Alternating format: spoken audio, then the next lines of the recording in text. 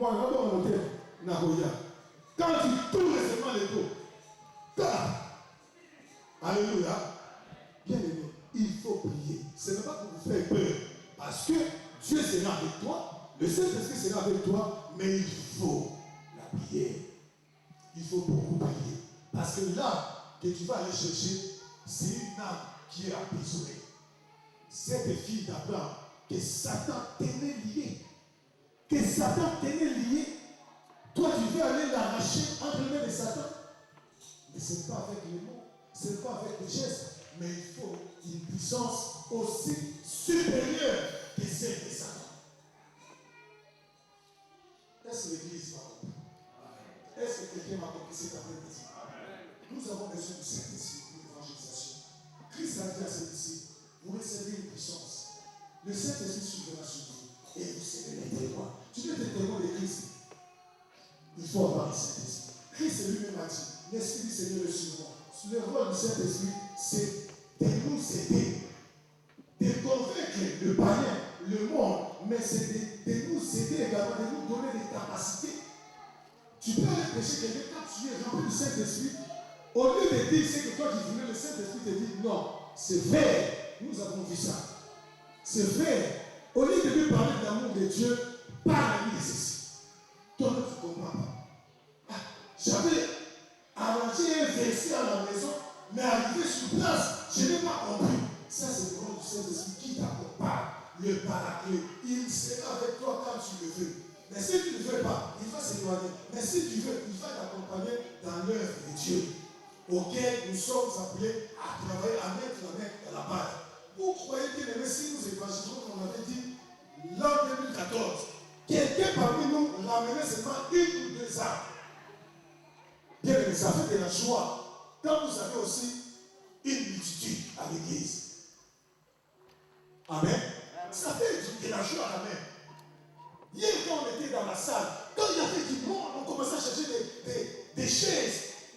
Et les organisateurs ont dit, en l'occurrence, le pasteur nous ont dit, oui, nous avons réussi. Nous avons gagné le pari. Il y avait du monde, des journalistes, on ne s'attendait pas. Mais ça fait de la joie pour l'organisateur. Ça fait de la joie aussi pour Jésus. Jésus-Christ a dit encore pour Claude cet après-midi. Matthieu 9. La moisson, elle est grande. Regardez ces gens, le monde est fatigué. Le monde avec l'économie, les soucis, le monde attend une solution. À l'époque, quand le monde avait des problèmes, on recourait auprès de l'église, auprès des hommes de Dieu. Mais il y a la crise. Les gens ne savent plus quoi faire. Je suis à la télévision, là, le quotidien nous parle. Les gens nous parlent. Je suis allé voir mon patron, il me dit, la situation est catastrophique. La situation est grave. Moi, je dis, il faut espérer, ça peut changer. Moi, j'étais parti avec mon problème, lui, il me rétorque avec ses problèmes.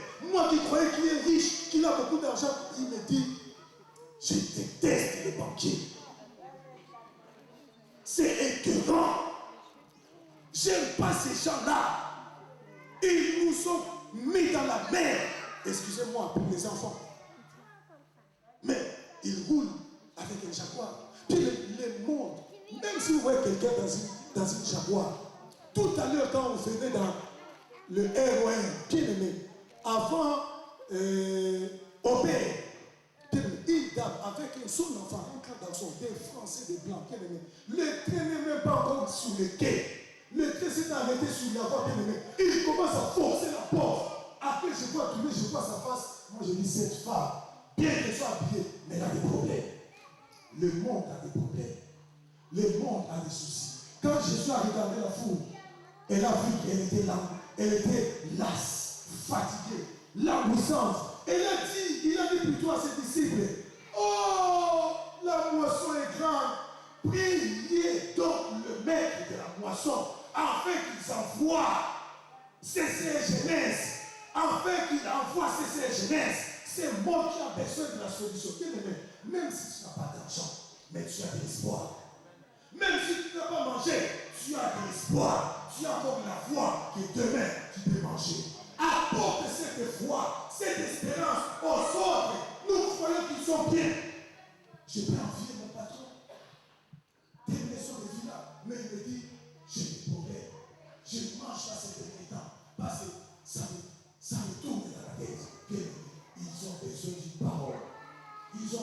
parole. Mais nous avons la parole. Comment attendons-nous s'il n'y a personne qui parle, s'il n'y a pas des envoyés? On a vu ça la fois passée, Romain. Comment écouter-nous s'il n'y a pas des gens qui parlent, s'il n'y a pas des envoyés? Mais tu es là. Qu'est-ce que tu fais avec le Saint-Esprit de Dieu?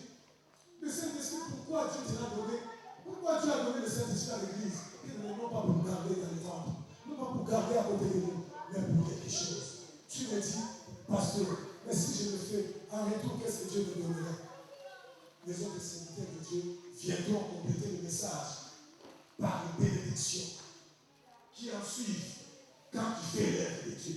Et des conséquences, quand tu négliges également l'évangélisation que toi tu dis, c'est pour les autres, c'est des avantages, il y a aussi des bénédictions.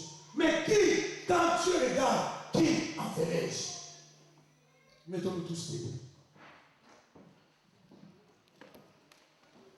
Dieu me pose la question encore, aujourd'hui, comme il a posé, il y a de cela des années. Qui enverrai-je? Dans le ciel, les anges, les vieillards. Christ t'a appelé. Christ t'a appelé. Mais c'est à toi de répondre à l'invitation. Qui enverrai-je?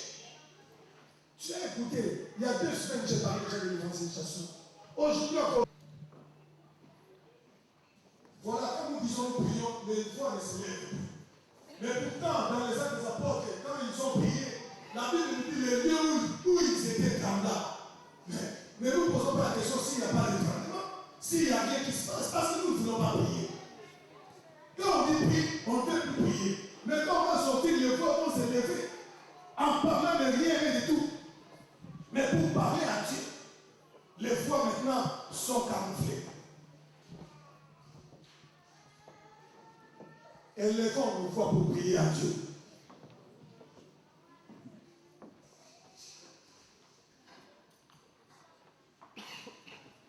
Prions, bien-aimés, prions, bien-aimés. Christ a dit, priez le maître de la moisson, qu'il envoie des ouvriers. Même soit tu es incapable, mais par ta prière, Dieu peut susciter une autre personne courageuse pour aller prêcher.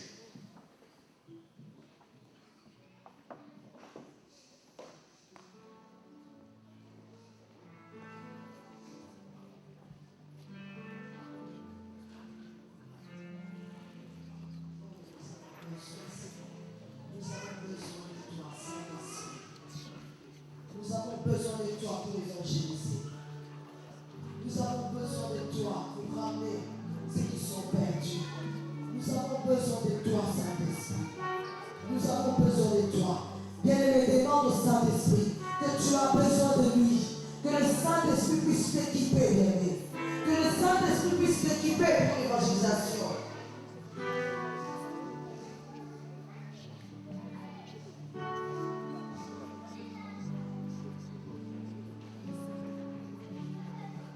Bien-aimés, nous prions aussi pour l'homme de Dieu, le pasteur Louis. Nous prions, le Seigneur.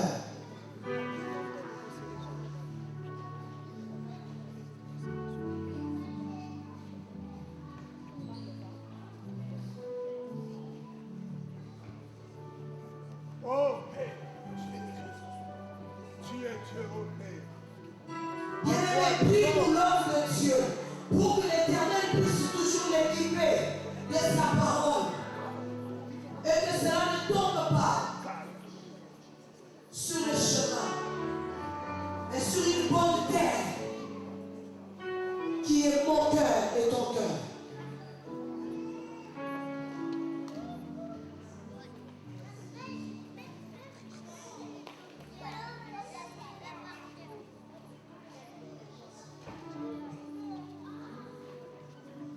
Nous disons tous Amen.